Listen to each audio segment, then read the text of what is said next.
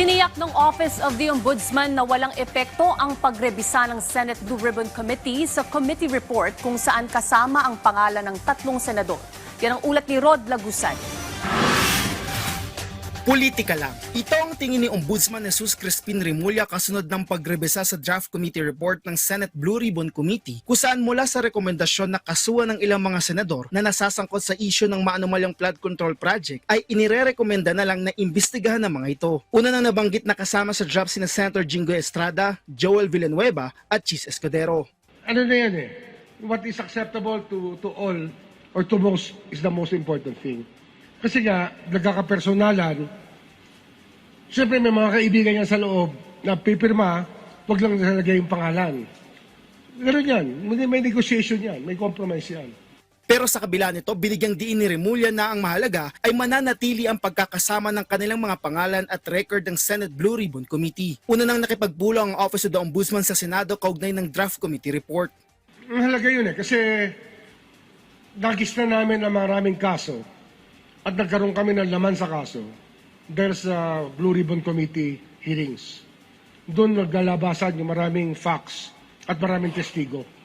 So, dapat igalang talaga ang Blue Ribbon when it comes to that. No? Yung trabaho namin naman does not rely on the Senate. Nakagkataon lang na maganda yung mga sinimulan ng Blue Ribbon Committee. Binigyang diin ni Ombudsman Jesus Crispin Remulla na nakatuon sila sa bigat ng ebidensya na kanilang makukuha na anya ay malaking tulong sa takbo ng investigasyon sa mga dapat pang maitanong at kung paano mga ito may prepresenta bilang ebidensya.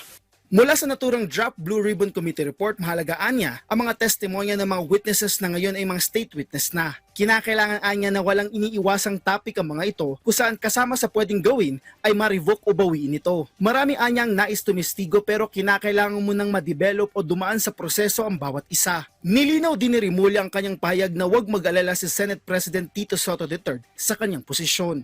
Running, parang joke yan, pero hindi talaga siya joke. Siyempre, pag may warrant of arrest, a-arrestuhin.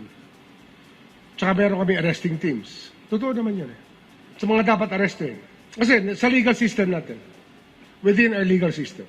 Ayon kay Remulla, ang pagsasagawa ng Office of the Ombudsman ng strategic planning sa Baguio ay bahagi ng kanilang paghanda sa kanyang tinawag na big push, lalo't nahihinog na ang mga kaso. Exciting o kaabang-abang anya ang mga susunod na buwan kung saan marami pang trabaho ang dapat gawin.